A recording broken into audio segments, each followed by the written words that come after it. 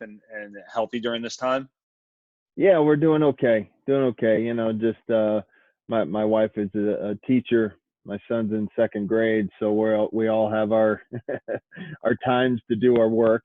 So You guys are becoming the Zoom family, I guess, because your wife's probably teaching through Zoom, your son's probably learning through Zoom, you're probably doing meetings through Zoom, right? absolutely, absolutely. I hadn't even heard of Zoom before this thing started. Yeah, So. neither have I. Neither have I. Their stock went up, I would imagine, due to this whole coronavirus. Where do you live? The city or? No, well, I live in Long Island. There's my picture. There you are. There you are. Yeah, so we live in Seaford out in Long Island. So Okay. So it's probably, yeah, I mean, you're probably in the same boat we are, tri-state area. I don't think it's hit yeah, anywhere right now. no, I think in Nassau County we had probably about around 30,000 cases or whatever. But I mean, you just don't. I mean, when you're at home, you just don't even really feel that you know, it's around you. Just Correct. Yeah. because you're It's only when you staying at go out home. to like the grocery store or or when you're probably talking to players, you're probably like, this is weird. Like we should be, out playing or whatnot. How was that? I mean, maybe we'll start a little bit backwards. What was it kind of like? Because you're in it. Like, did you guys, I mean, you guys, like everybody else, did you guys get blindsided by this? Like the whole program, like, yeah, we got to stop playing. Like, what was that like that Yeah. day? Oof, that was one of the toughest days I've had. Yeah. Obviously I had just taken over in January, and we had started. We had played a road schedule. We came back, and we had a couple of home games, and we were starting to feel good about some things. And Yeah. I had heard a little bit of it, and then it just came down that we were going to have to. I think first it was what was it, the Ivy Leagues, they shut down their season, and then Patriot League I think was second, and sure enough, I mean, once the military academies league goes down, that they probably know a little bit more than what we do. So I figured it was on its way. But one of the toughest days that I've been around. Yeah, we don't wish that that to happen again, but I'm sure the guys were pretty upset and stuff like that. But your players are staying ready for the summer and whatnot. Hopefully, playing a summer season. I know that I just spoke to a college player that the Cape League got canceled, then another league got canceled. So, I mean, what is the hope for a summer?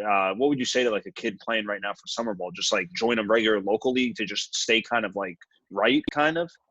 That's exactly what I've been telling our guys. I mean, we have guys that are supposed to be playing all over the country. Yeah. Obviously, the Cape canceled. Then well, actually, I think the Valley League was first, then went to Cape. I actually had a conversation with one of my incoming kids that was scheduled to play down in South Florida. They are still scheduled to play,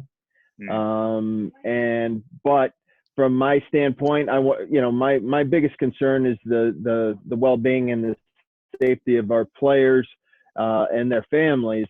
So he basically decided not to go down this summer, which I'm completely fine with. And he lives in South Jersey, and he said that there's a local league that's going to be a local coach that's bringing some teams and players together. And I'm fine with it, as long as they can try to get their work in, get some live at bats if possible, and and try to be prepared for the fall. Okay, so that's the best case scenario. So that's good to know, kind of the state of St. John's, baseball, kind of where you're at as a head coach, kind of the tough time you had to deal with. Why don't we back up and start with your baseball story? Because every story starts with obviously childhood, where you grew up. Where did you grow up, and what age did you start playing baseball? Was it kind of your first love, or did you play any other sports growing up? I played quite a few sports growing up. Baseball, football. I swam a little bit. Played pickup basketball. I played hockey in high school. So, there was a bunch of sports. I mean, baseball was obviously a love of mine. Probably, I think I started maybe when I was 5 or 6.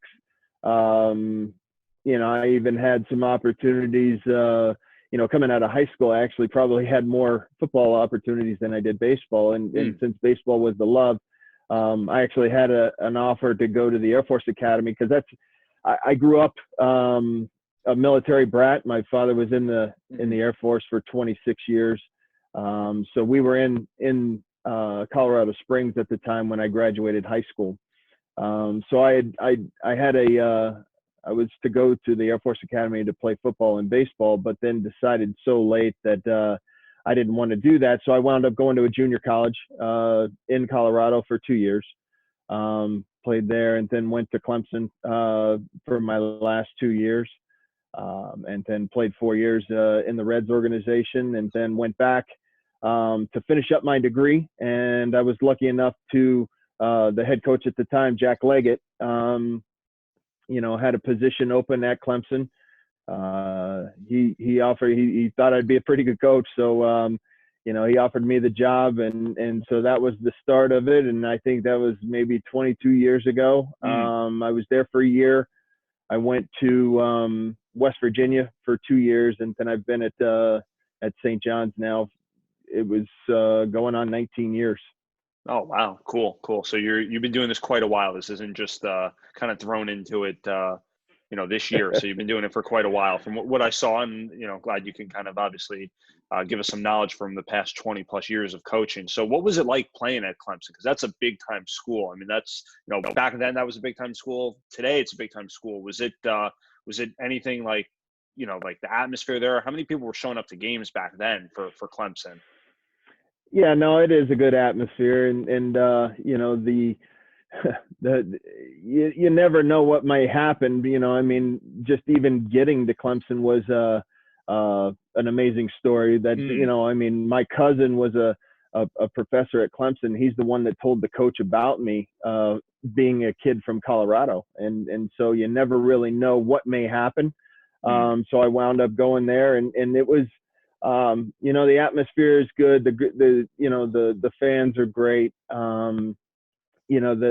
Really, it doesn't matter where you go. I think it's all about the coaches, and you're going to have good coaches, you're going to have bad coaches, but my experience there with Jack Leggett was outstanding. Yeah, I mean, good enough that he hired you, right? That's the same guy that hired you. So it must have been pretty good that he was, saw something in you, as a player, and then as well as down the road as a coach. So you spent how much time at Clemson as a coach? As a coach, I was there just the 1 year, and then and then went to because it was a non-paid, kind of like a volunteer assistant. Gotcha. Then wound up going to West Virginia right after that, getting my master's there. I was while I was coaching for 2 years, and then came up to St. John's.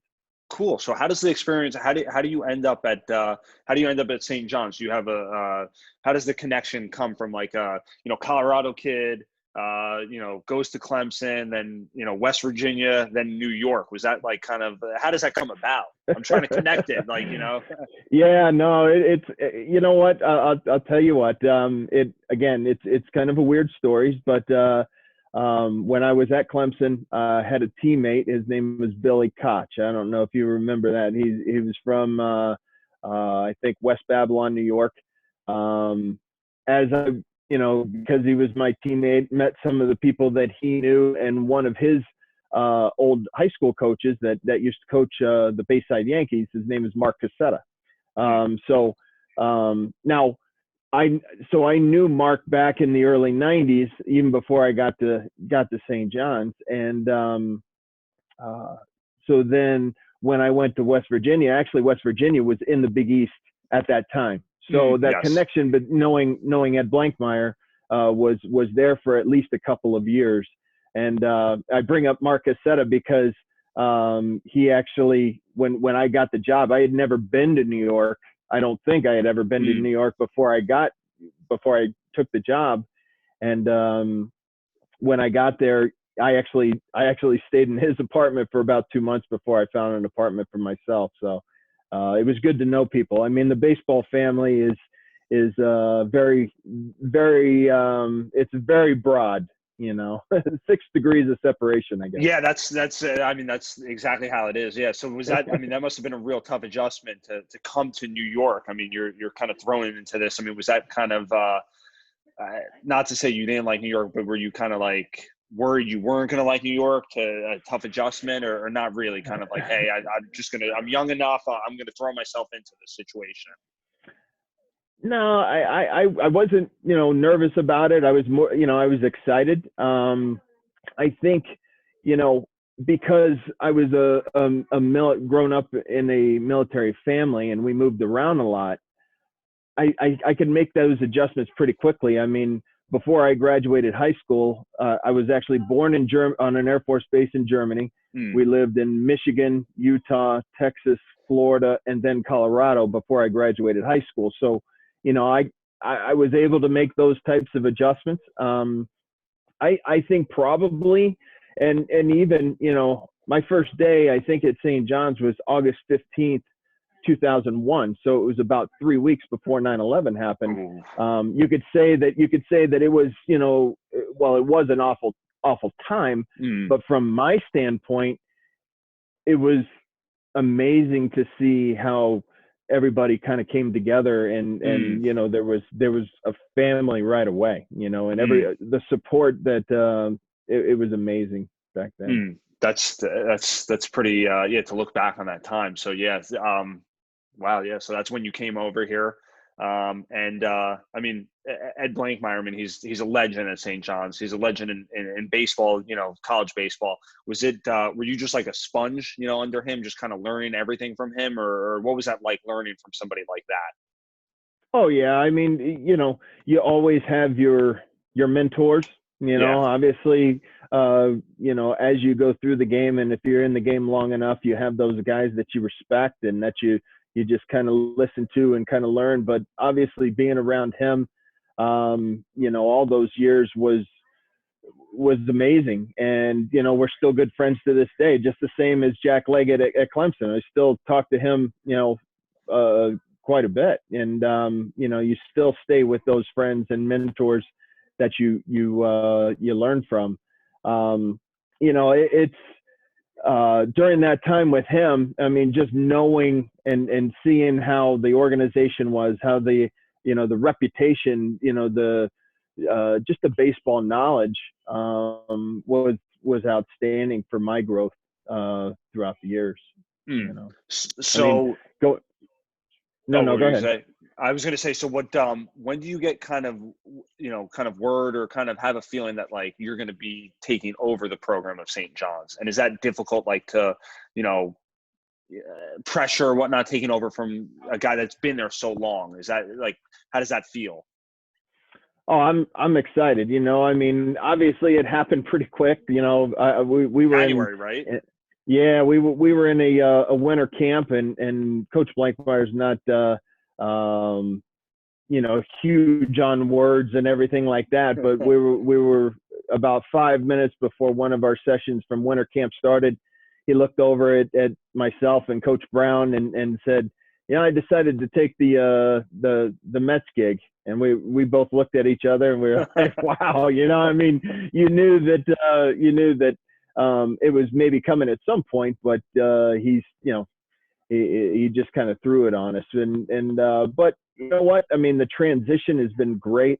The players have been great. Unfortunately, we ran into, the coronavirus in that first year, but, before then it was, like I said, the players were outstanding. They, I thought that they made the transition very good. And you know what? I mean, from my standpoint, I wasn't going to change a whole lot. I mean, we've been doing it for that long and doing it well with success. So, we may throw in a change here and there, but I mean, if it ain't broke, don't fix it, type of mentality. That's a great point. You've been there, for a while underneath him. Like you said, don't change anything, kind of just business as usual. Is kind of what would be like, obviously this year, I'm sure you were involved in the recruitment process, but kind of this summer, this year, like kind of, it's going to be not normal recruiting process. Is that going to be difficult, obviously, for this summer, kind of what you probably done in the past versus this summer? Yeah, I'm from a personal or from a program standpoint. Program and personal, kind of like, yeah, I would say Okay. kind of what you guys Well, have done. Yeah. yeah. I mean, from a personal standpoint, obviously, we're supposed to have camps and tournaments throughout the summer. That's still pending, and I hope that we're still able to have those. But the recruiting standpoint, uh, the beauty of this thing is, our assistants George Brown and Danny Bethay, they both played for us.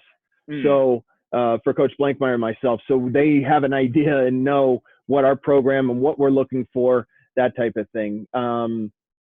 Now, I've been doing the recruiting for so long that I'm not going to get away from it. I'm still going to go out. I'm still going to see players, and it's really it's always been a group effort. I mean, Blanks has gone out and seen guys when we needed him to, especially since he lived over in New Jersey, mm, and especially guys in that area, because New Jersey is a great baseball state, and so it's from an individual standpoint, I'm still going to go out, and maybe not quite as much as I had been, and you send the other guys out to maybe Georgia, but I may still pop down in there and do those types of things.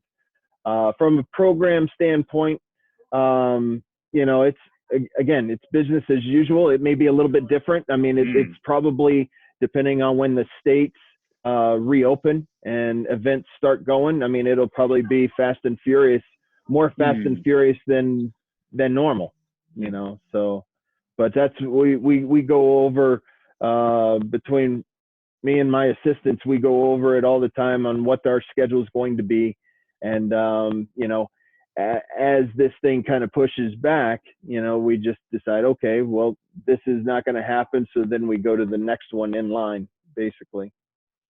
But what are you guys looking for in a player? Is there a certain kind of thing that a St. John's baseball player needs to meet? I mean, I'm sure different programs have different criteria. What is a St. John's baseball player? What are you guys looking for in a player? I mean, we're always looking for tough, athletic kids. I mean, athletes that can run, that can, I mean, you talk about the 5 tools or whatever. I mean, you're looking for those tools. However, part of it is having that mentality of that Northeast type of mentality that you're not gonna give up. You're gonna play it until that last out is done.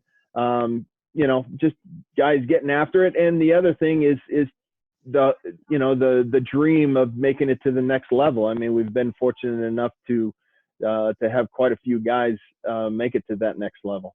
Yeah. How do you, I mean, getting those guys ready for the next level, can you kind of, you have an eye for some of this talent. Do you kind of see like, hey, this guy could do something special in that next level? Do you see that kind of from day one, or do you see that in high school? When do you kind of see that? And do you have a conversation with a guy? Do you say, like, is that kind of, where a guy might be, he goes there for, he goes there till his sophomore year or his junior year, and then he goes to the draft. I mean, are you guys looking for 4-year guys at St. John's? Well, no, I can't say that we're looking for 4-year guys, but some of them do stay for 4 years. I mean, we're looking for those guys that are going to be that pro type player that also are very good students academically, that are tough, that type of thing.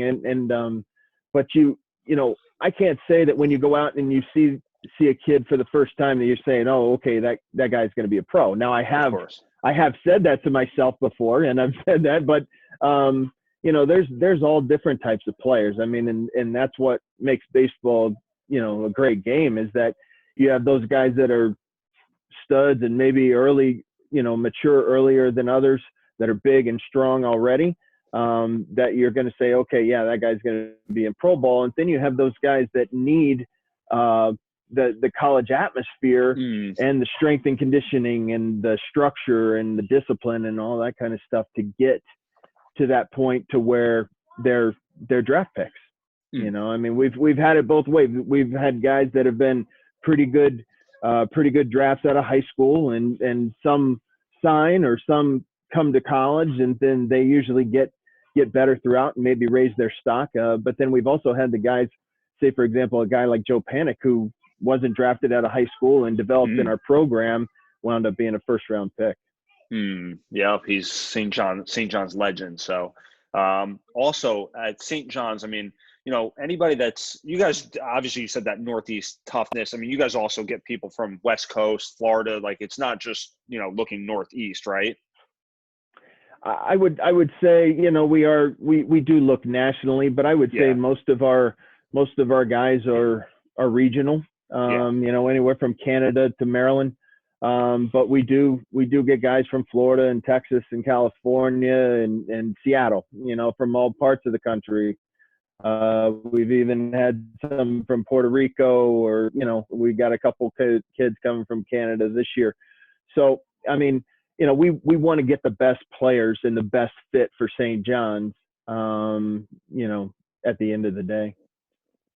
What can somebody expect, next year, incoming freshmen? What can they expect from a typical kind of St. John's, practice? What could they expect to happen? We basically try to, in our practices, try to make them very organized, we don't sit there and have like really long 3-4 hour practices. We try to be concise and be very to the point and try to get a lot in a little bit, so we try to get a bunch of things done within a short amount of time. Guys will come in and basically you start from scratch right from the beginning, because you want to make sure that everybody's on the same page with our system and to make sure that those guys are aware of, say, first and thirds and bunt defenses and, all that kind of stuff before you start to, you don't want them to make mistakes. So you got to really make sure and kind of hone in on that type of stuff.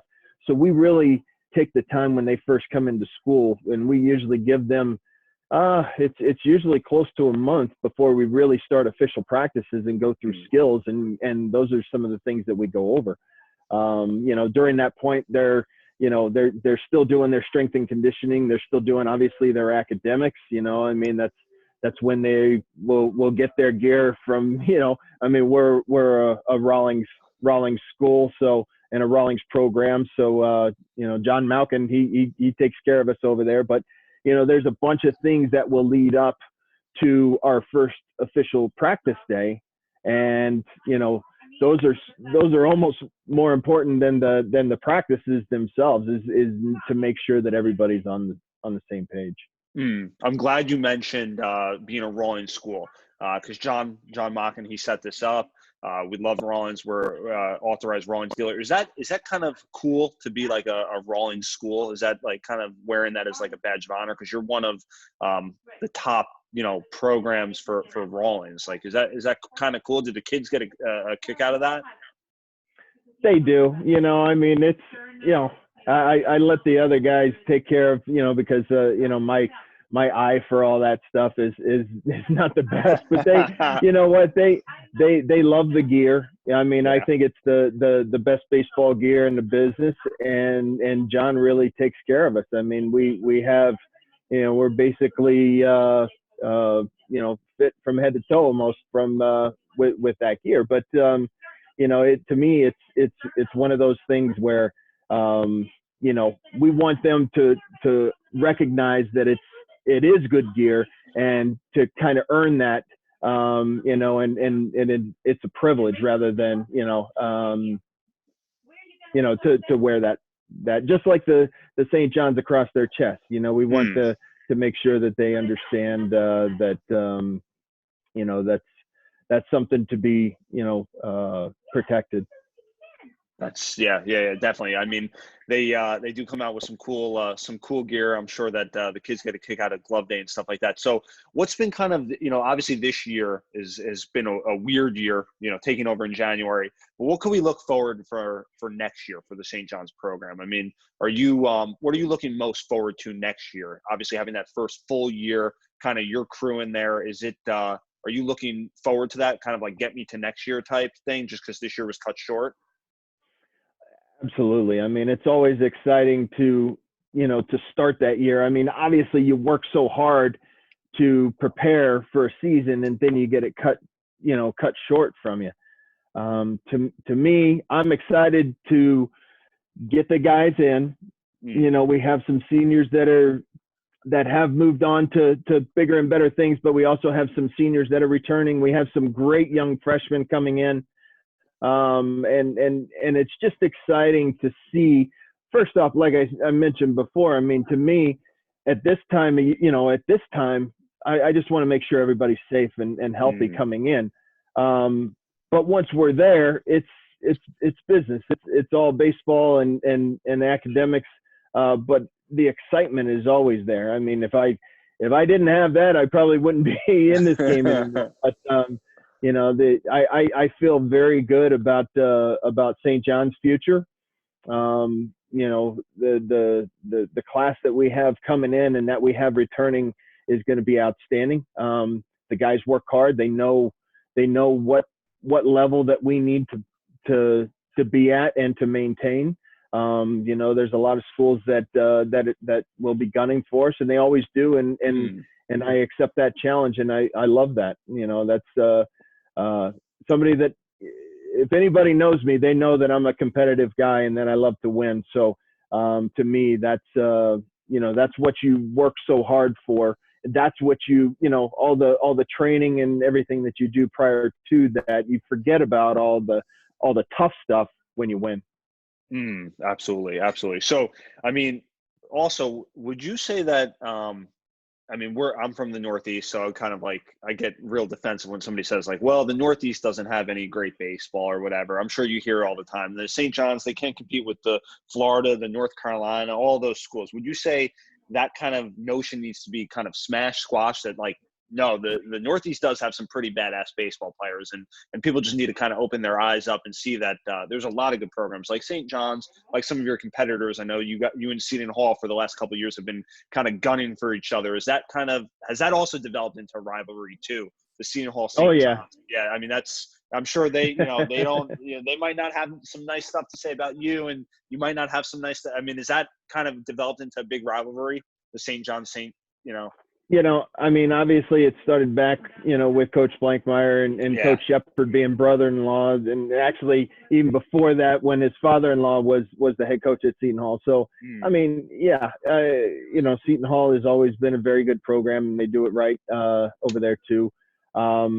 But as far as you know, the Southern school, Northern school type of mentality, you know, to me, the way that I look at it, I don't worry about other people in other schools. What I worry about is St. John's and the way that what we are doing to get ourselves better.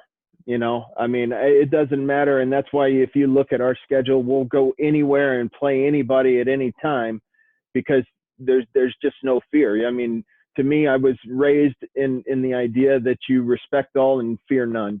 So that's what I try to put in, you know, put that mentality in our players. Awesome. Well, I thank you for joining me on this. We look forward to St. John's. You know, I've never, John set this up, so it was key, you know, because we've never really had a relationship with St. John's or anything like that. So if you're ever in the Northeast, you know, the tri-state area, you know, New Jersey, you know, come on over, see us. I'd love to meet you face to face. Sure. Absolutely, Max. No problem. Would love that.